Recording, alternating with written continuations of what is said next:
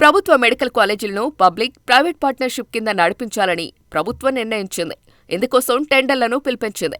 ప్రభుత్వ నిర్ణయాన్ని విమర్శిస్తూ ప్రతిపక్ష వైఎస్సార్సీపీ ఆందోళన చేపట్టింది. ఈ సందర్భంగా వైఎస్సార్సీపీ అధినేత జగన్ పెద్ద వార్నింగే ఇచ్చారు. ఎవరైనా టెండర్లు వేయటానికి ముందుకొస్తే తాము అధికారంలోకి వచ్చాక అరెస్టు చేస్తామని హెచ్చరించారు.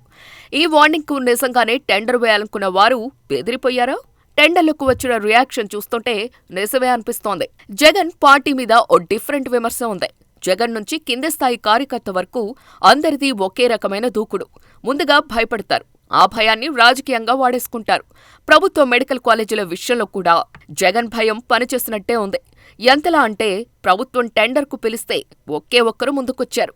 పబ్లిక్ ప్రైవేట్ పార్ట్నర్షిప్ విధానంలో ప్రభుత్వ మెడికల్ కాలేజీల నిర్వహణకు సంబంధించి దరఖాస్తులను ఆహ్వానించింది కూటమి ప్రభుత్వం. 4 కాలేజీలకు దరఖాస్తులు పిలిస్తే ఒకే కాలేజీకి దరఖాస్తు వచ్చింది. అంటే జగన్ అంటే జనాలు ఎంత భయపడుతున్నారో అర్థమవుతుందని అంటున్నారు. మామూలు జనాలు జగన్ గురించి ఇలా అనుకుంటూ ఉంటే, ఆ పార్టీలోని కార్యకర్తలు మాత్రం మా అన్న అంటే ఆ మాత్రం ఉంటుందిలే అని హీరోలా ట్రీట్ చేస్తుంటారు. ప్రభుత్వ మెడికల్ కాలేజీల నిర్వహణకు సంబంధించి గత కొద్ది రోజులుగా వివాదం నడుస్తోంది. రాష్ట్ర వ్యాప్తంగా 17 ప్రభుత్వ మెడికల్ కాలేజీలను మంజూరు చేసింది జగన్ సర్కార్.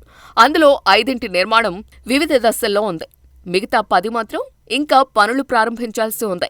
వాటి నిర్మాణం పూర్తి చేయటం కష్టమని భావించిన చంద్రబాబు సర్కార్ పబ్లిక్ ప్రైవేట్ పార్ట్నర్షిప్ విధానంలో పూర్తి చేయాలని భావించింది. అందుకు సంబంధించి ఉత్తర్వులు కూడా జారీ చేసింది. అంతే, అప్పట్నుంచి వైఎస్సార్సీపీ ఆందోళన బాటపట్టింది.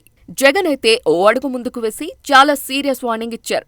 ఎవరైనా మెడికల్ కాలేజీల నిర్వహణకు ముందుకు వస్తే జైల్లో పెడతామన్నారు. అసలు ప్రభుత్వంలో లేని వ్యక్తి చేసిన హెచ్చరికలకు భయపడతారా అనే అనుమానాలు ఉండొచ్చు. కానీ అదోని కాలేజీ ఒక్కదానికే దరఖాస్తు వచ్చింది. మిగిలిన 3ంటికి అసలు ఎలాంటి టెండర్లు రాలేదు. అంటే జగన్ వార్నింగ్ గట్టిగానే పనిచేస్తుందని ఆ పార్టీ నాయకులు చెప్పుకుంటున్నారు. కానీ ఎలక్షన్లకు ఇంకా 3.5 ఏళ్ల సమయం ఉందని, అప్పుడు కూడా జగనే మళ్లీ అధికారంలోకి వస్తారు అనే గ్యారంటీ లేనప్పుడు బెదిరిపోయే అవకాశాలు లేవంటున్నారు. ఇప్పుడిప్పుడే రాష్ట్రంలో పరిస్థితులు గాడిలో పడుతున్నాయి. రాష్ట్రానికి పెద్ద ఎత్తున పెట్టుబడులొస్తున్నాయి. గతంలో పరిశ్రమలు, పారిశ్రామిక ప్రతినిధులను వైసీపీ నేతలు బెదిరించారన్న విమర్శలుండేవి. ఇప్పుడు పారిశ్రామికవేత్తలను, ప్రతినిధులను కలిసి భరోసా కల్పించింది కూటమి ప్రభుత్వం. దీంతో పెట్టుబడుల రాక మొదలైంది. ఇలాంటి తరుణంలో ఓ మాజీ సీఎంగా జగన్ ఇలాంటి బెదిరింపులకు దిగటం ఏంటనే విమర్శలు చేస్తున్నారు. కానీ టెండర్లు రాకపోవటంతో వైఎస్సార్సీపీ మాత్రం సంబరాలు చేసుకుంటోంది. వాస్తవానికి ఇది ఆ పార్టీకి అంత మంచిది కాదు. ప్రజల్లో మరింత వ్యతిరేకత పెంచుతుందని ఆ పార్టీలోనే కొందరు చెవులు కొరుక్కుంటున్నారట.